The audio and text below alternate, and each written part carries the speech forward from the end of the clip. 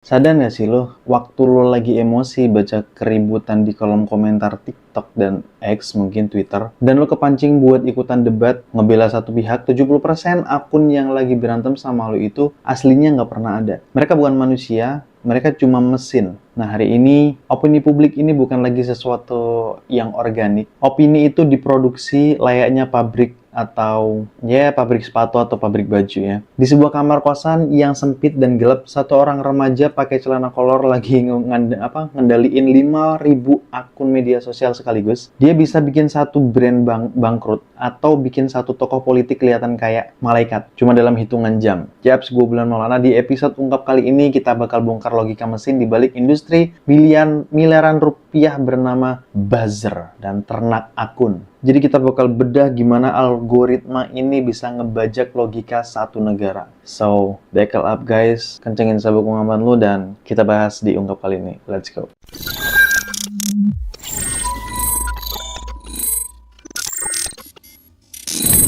Biar kita nggak cuma termakan teori konspirasi, mari kita bedah workflow mesin ini secara empiris, guys. Gimana cara satu orang bisa memegang ribuan akun tanpa ketahuan sama sistem keamanan platform yang pastinya. Gimana caranya?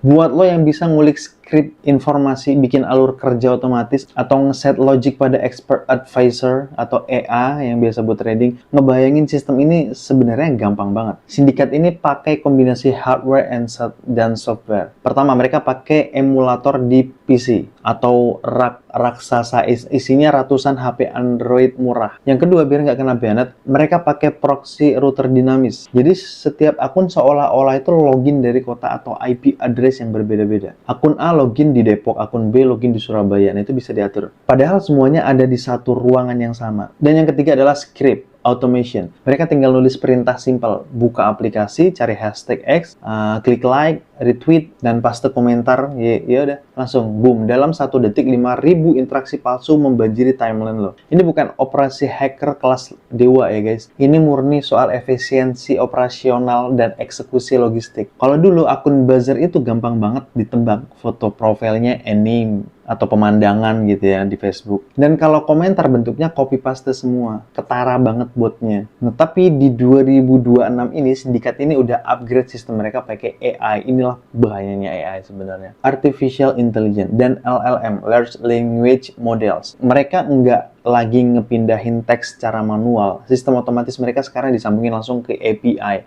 ya, model AI generative. Sang bandar atau yang kita sebut aja CEO botnya ya, tinggal masuki prompt instruksi, berperanlah sebagai ibu rumah tangga umur 30 tahun, tulis komentar kecewa tentang kebijakan pajak ini dengan nada sedih dan pakai nada gaul kekinian, dan hasilnya 5.000 komentar yang di-generate itu punya kalimat yang berbeda-beda. Ada yang ngomel panjang lebar, ada yang cuma ngasih emoticon nangis, ada yang kelihatan typo, sengaja biar kelihatan makin naturalnya. Logika deteksi platform jebol. Gua juga sebagai manusia biasa nyaris mustahil bisa ngebedain mana opini organik dan mana opini hasil generate atau render AI, ya nggak? Terus motifnya apa? Apakah mereka kurang kerjaan? Oh jelas enggak. Ini industri bisnis dengan perputaran uang miliaran rupiah, coy. Gue kutip dari penelitian dari Oxford Internet Institute, manipulasi media sosial ini dilakukan di lebih dari 80 negara secara terorganisir. Kliennya siapa? Bisa politisi, yang pengen naikin citra korporasi yang mau ngejatuhin produk kompetitor ya, atau oknum yang cuma mau jualan token kripto bodong, investasi bodong,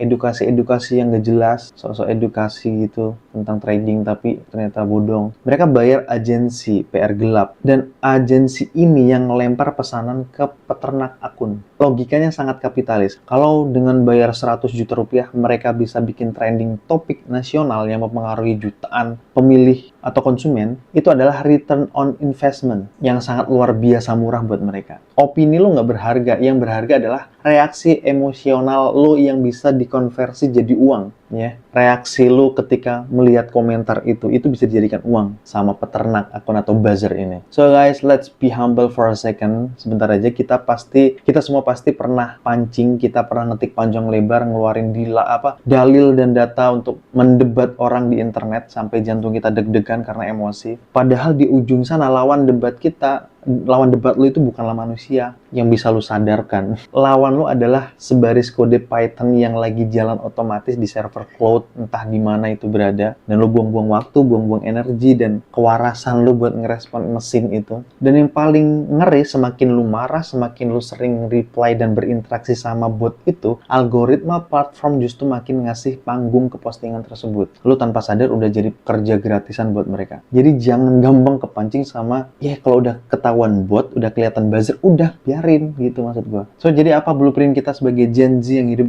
24 jam di ekosistem digital ini? Jawaban logisnya cuma satu, apatis dan selektif. Kalau lihat sebuah isu tiba-tiba meledak serempak, narasinya seragam dan bahasanya memancing amarah, itu tahan jempol lu. Jangan reply, jangan kasih quotes atau retweet, jangan ikutan emosi, pakai logika analisis lucu, cek sumbernya, lihat polanya dulu. Kita nggak bisa ngematiin server peternak akun ini secara fisik. Kita nggak tahu buzzer ini di mana. Tapi kita bisa matiin bisnis mereka dengan cara berhenti ngasih makan reaksi emosional kita. Biarin bot berantem sama bot kalau bisa. Jadi lu tahan, jangan gampang kepancing sama pola-pola buzzer. Nah, gue penasaran sama opini lu sekarang, seberapa sering lu ngerasain kalau keributan yang lu baca di sosmed akhir-akhir ini terasa janggal dan kayak disengaja, ya nggak sih? Pernah nggak lu nyadar kalau lu lagi debat sama bot? Atau mungkin belum? Nah, setelah ini mungkin lu cobain ya. Lu lihat polanya. Coba ceritain pengalaman lu kalau pernah di kolom komentar. Mari kita kumpulin data bareng-bareng biar nggak kemakan narasi bot-bot yang ada di luar sana. Dan kalau lu ngerasa otak lu makin ke-upgrade abis nonton episode ungkap kali ini, wajib buat lo klik tombol like dan subscribe. Nyalain lonceng dan notifikasinya biar lo selalu selangkah lebih logis dibanding algoritma internet. Asik. Jangan lupa share video ini ke grup tongkrongan lo atau grup keluarga lo biar nggak ada lagi yang gampang diadu domba sama narasi fiktif, apalagi kena buzzer. Aduh, be smart lah guys. Ya, gue belum melana, stay logical, stay humble, dan jangan pernah biarin otak lu dihack sama barisan kode ya. Dan tetap kepo sama video gue karena kepo adalah kunci. Thanks a lot for watching. Don't forget to like, comment, and subscribe. See you in the next video and peace out.